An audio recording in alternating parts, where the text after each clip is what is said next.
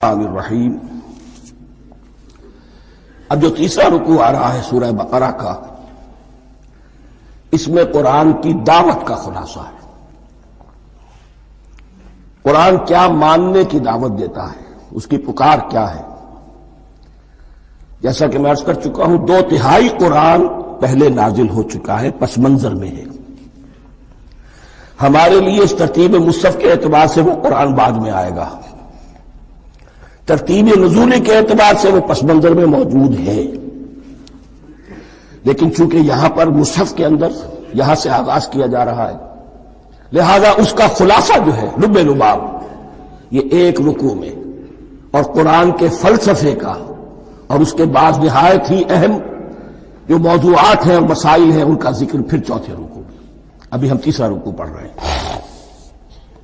یا ایھا الناس اعبدوا ربکم الذی خلقکم والذین من قبلکم لعلکم تتقون۔ اے لوگو، بندگی اختیار کرو اپنے اس رب کی، اپنے اس مالک کی جس نے تمہیں پیدا کیا، اور نہ صرف تم کو پیدا کیا، تم سے پہلے جتنے لوگ گزرے انہیں بھی پیدا کیا تاکہ تم بچ سکو۔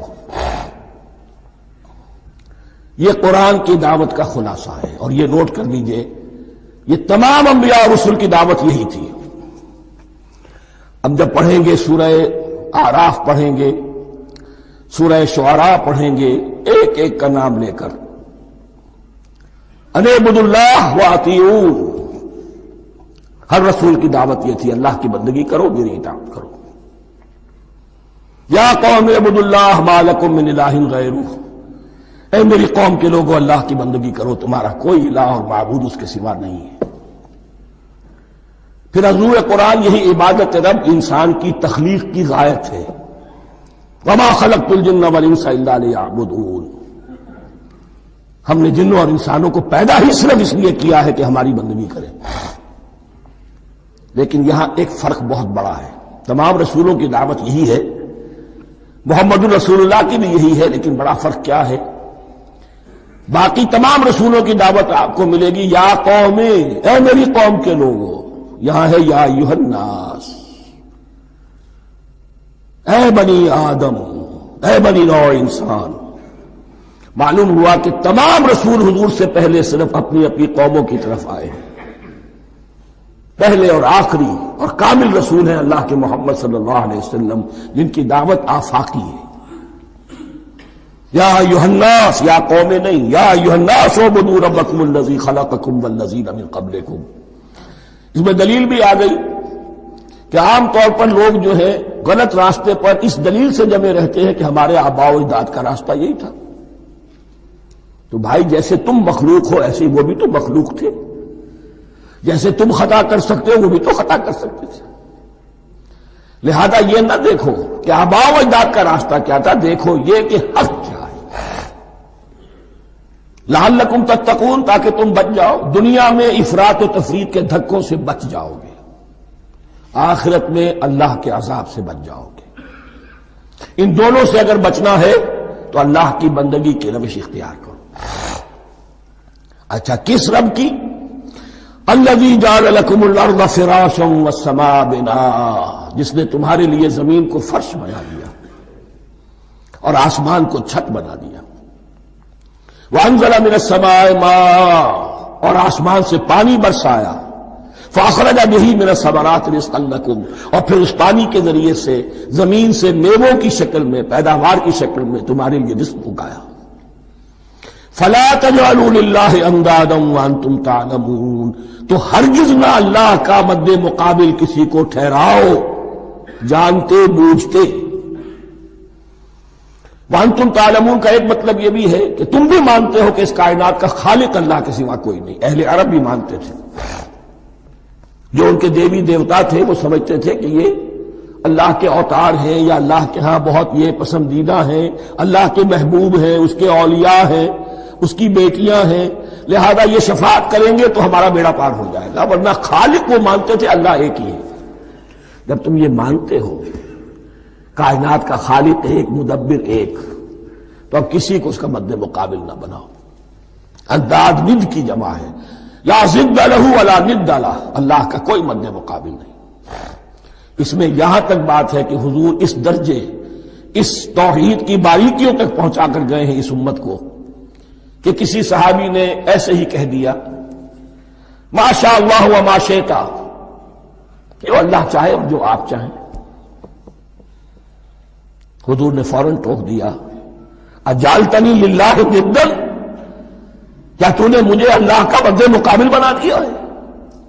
اس کائنات میں مشیت صرف ایک کی چلتی ہے، کسی اور کی مشیت اس کی مشیت کے تابع پوری ہو جائے، لیکن مشیت مطلقہ صرف اس کی ہے. یہاں تک کہ حضور سے فرمایا گیا کہ اے نبی آپ کے لیے یہ ممکن نہیں ہے جسے چاہے ہدایت دے دیں، انک لا تہدی من احببت ولکن اللہ یہدی من یشاء.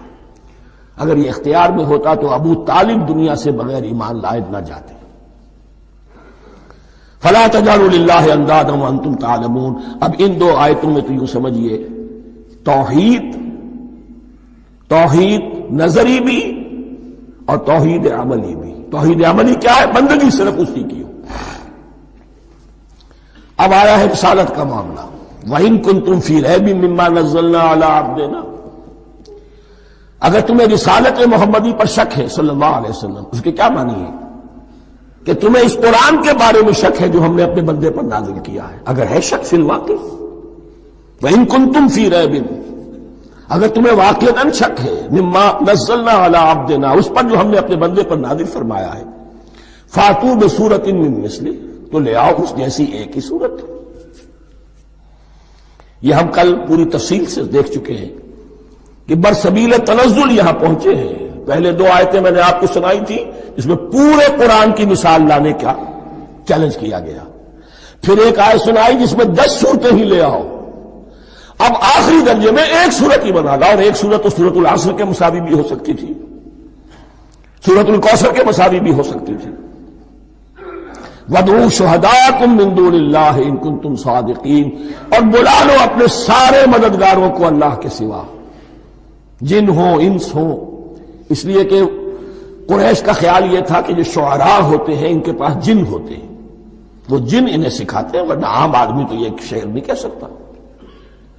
تو تمہارا اگر کوئی گمان ہے کوئی جنات سکھانے والے ہیں، کوئی انسان ہے، خطیب ہے، شعراء ہے، ادیب، سب کو جمع کرو.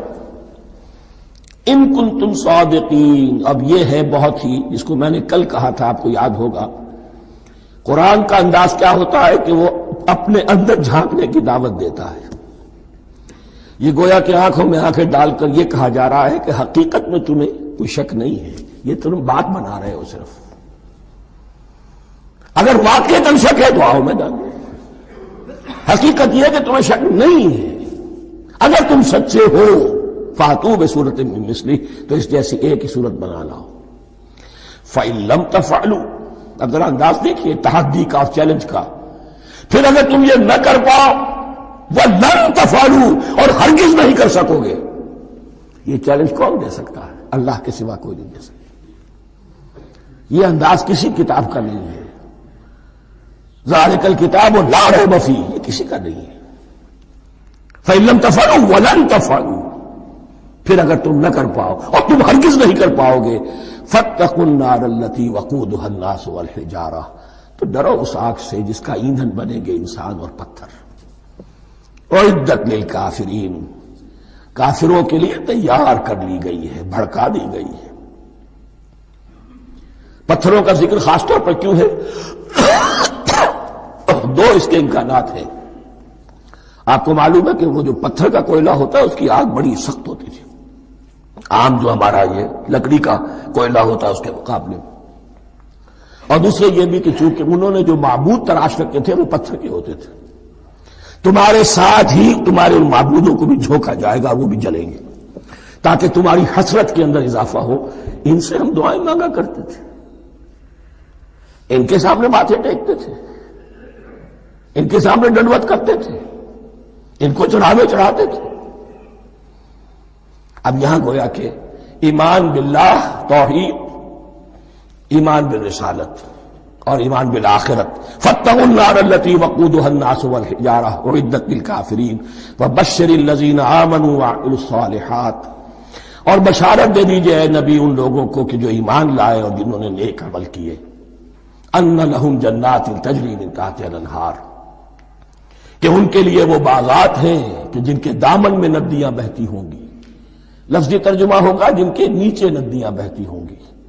مراد اس سے کیا ہے؟ عام فطری باغ وہ ہوتے تھے کہ جس میں ذرا اونچائی پر جو ہے درخت لگے ہوئے ہیں اور دامن میں ندی بہ رہی ہے، تو اس سے خود بخود جو ہے وہ اریگیشن، نیچرل اریگیشن ہو رہی ہے، درختوں کے جڑوں تک پانی پہنچ رہا ہے. بہرحال ترجمہ آپ لفظی کریں، ان کے نیچے ندیاں بہتی ہوں گی یا یہ کہ جن کے دامن میں ندیاں بہتی ہوں گی. کلما رزقوا منہا من ثمرۃ رزقا، جب بھی کبھی انہیں دیا جائے گا کوئی پھل رزق کے طور پر کھانے کے لیے جنت میں، قالوا ھذا الذی رزقنا من قبل، وہ کہیں گے یہ تو وہی شے ہے جو ہمیں پہلے بھی ملتی تھی. اس کا ایک مفہوم یہ ہے، یہ جو نزل ہے ابتدائی جو ہے دعوت ہے، ابتدائی ضیافت جو ہوگی اس میں وہی چیزیں کہ جو معروف ہے، جانی پہچانی ہے. یہ رمان، یہ دیکھیے یہ انار آ رہا ہے خوبصورت، یہ انگور ہے خوبصورت، یہ نخیل ہے، یہ نخل ہے، یہ رطب ہے، لیکن ذائقے کی کوئی نسبت و تناسب بھی نہیں ہوگا. وہ کہیں گے یہ وہی شے ہے جو ہمیں پہلے ملتی تھی. وَأُتُوا بِهِ مُتَشَابِهًا، مشابہ تو ہوگی وہ، لیکن ان کے ذائقے میں زمین و آسمان کا فرق ہوگا. اور ایک یہ بھی مفہوم لیا گیا کہ آخرت میں جنت میں بھی وہی میوے ملتے رہیں گے، لیکن ان کا ذائقہ بدلتا رہے گا. شکل وہ ہوگی لیکن ذائقہ وہی رہے گا کہ جس سے انسان کی بھی طبیعت بھر جاتی ہے ایک ہی شے کو کھاتے ہوئے. وَلَهُمْ فِيهَا أَزْوَاجٌ مُطَهَّرَةٌ، اور ان کے لیے ہوں گے اس میں بہت ہی پاک باز، نہایت پاک کی ہوئی بیویاں ہوں گی. ازواج مطہرۃ وہم فیہا خالدون، اور اس میں رہیں گے ہمیشہ ہمیش.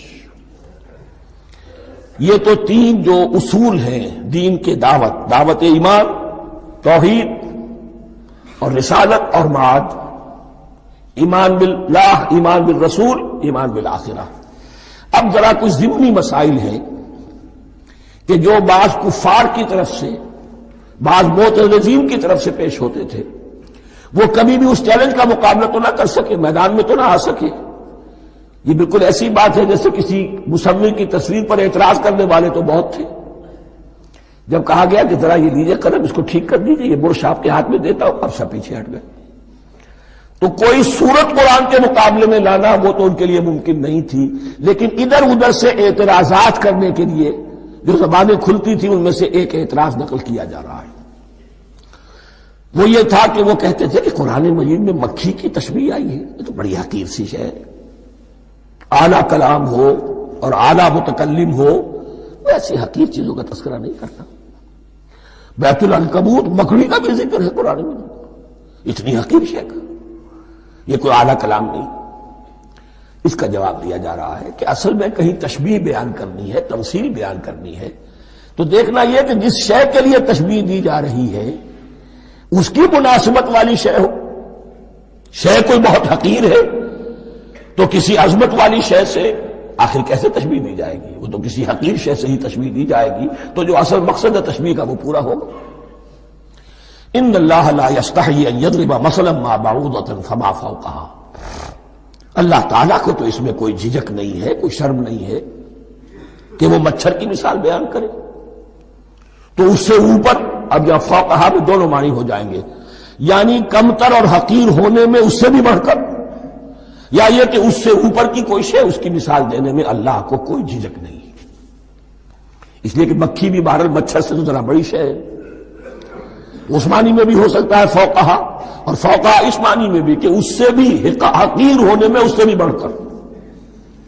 فَأَمَّا الَّذِينَ يَعْلَمُونَ فَأَمَّا الَّذِينَ آمَنُوا فَيَعْلَمُونَ أَنَّهُ الْحَقُّ مِنْ رَبِّهِمْ، تو جو لوگ صاحب ایمان ہیں وہ جان لیتے ہیں کہ یہ حق ہے ہمارے رب کی طرف سے.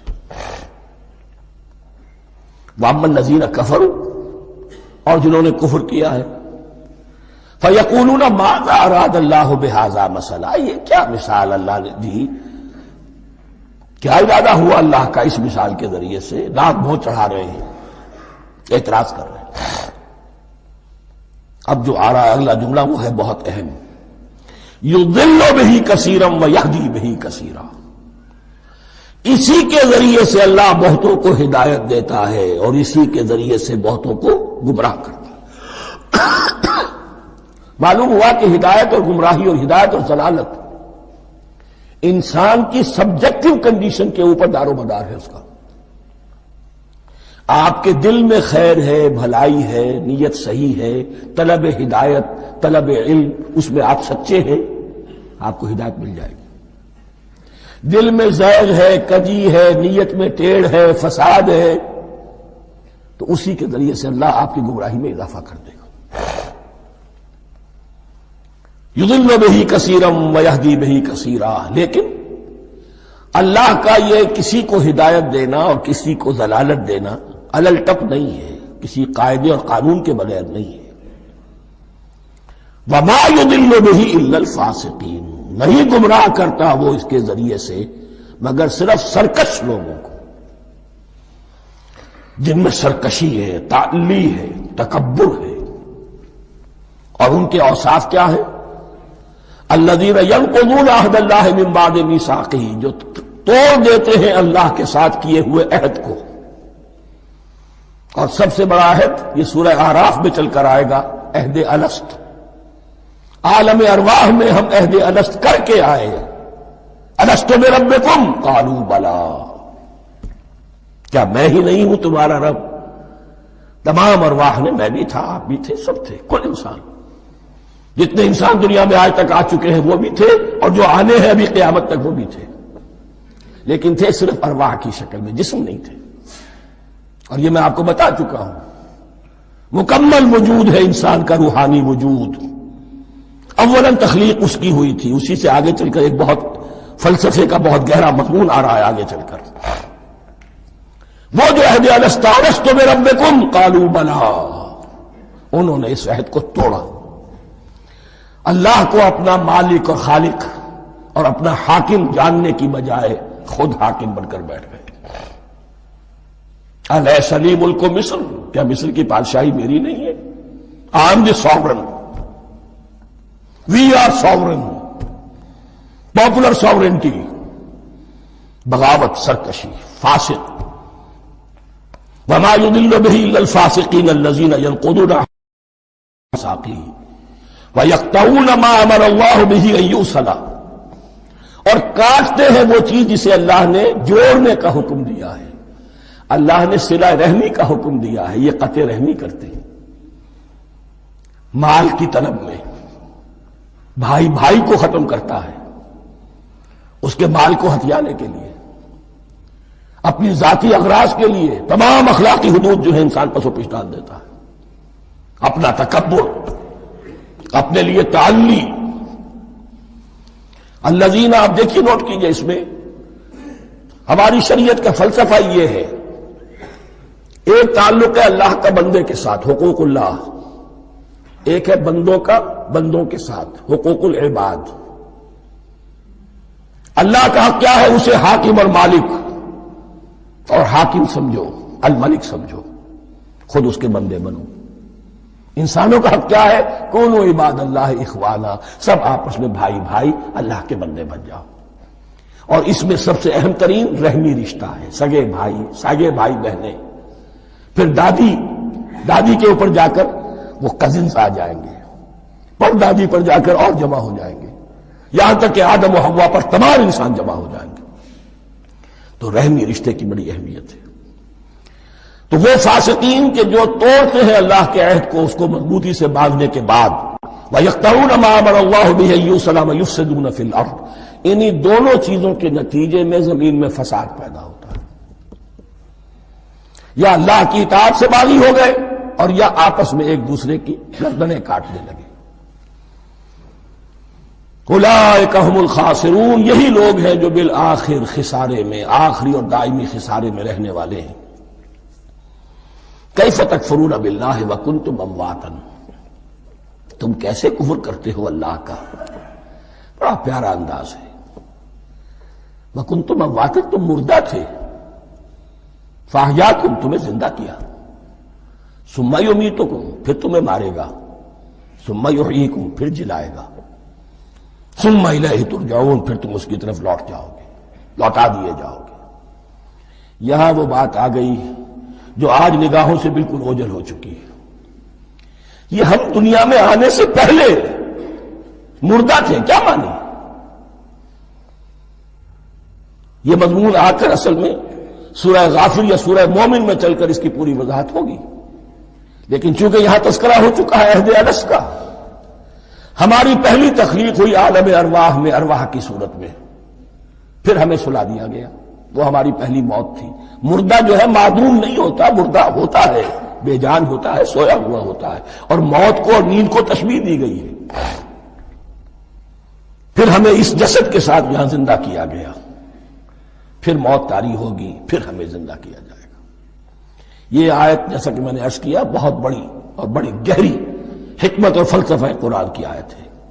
کیسے اللہ کا انکار کرتے؟ کنتم اموات، تم مردہ تھے، سوئی ہوئی ارواح کی شکل میں تھے، فاحیاکم، تمہیں جگایا اس جسد کے ساتھ، زندہ کیا، ثم یمیتکم ثم یحییکم، پھر تمہیں مارے گا، پھر جلائے گا، ثم الیہ ترجعون، پھر تم اس کی طرف لوٹا دیے جاؤ گے۔ اور اب اس کے بعد جو آخری آیت ہے، هو الذی خلق لکم ما فی الارض جمیعا، اس نے تمہارے لیے بنایا ہے جو کچھ بھی زمین میں ہے۔ اس میں خلافت کا مضمون آ گیا۔ حدیث میں آتا ہے انما الدنیا خلقت لکم وانتم خلقتم للآخرہ، یہ دنیا تمہارے لیے بنائی گئی ہے، تم آخرت کے لیے بنائے گئے ہو۔ هو الذی خلق لکم ما فی الارض جمیعا، اس لیے کہ اگلی آیت پھر آ رہی ہے خلافت کی آیت، سارا کچھ زمین میں یہ بستر جو بچھایا اور یہ کائنات کو، زمین کو سجایا تمہاری خلافت کے لیے۔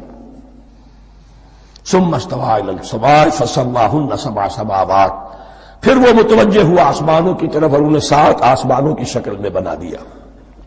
جیسا کہ میں کل عرض کر چکا ہوں، یہ تاحال ابھی یہ آیات متشابہات میں سے ہے۔ 7 آسمانوں کی کیا حقیقت ہے ہم اس سے ابھی پورے طور سے واقف نہیں۔ وَهُوَ بِكُلِّ شَيْءٍ عَلِيمٌ، اور اسے ہر شے کا علم حقیقی حاصل ہے۔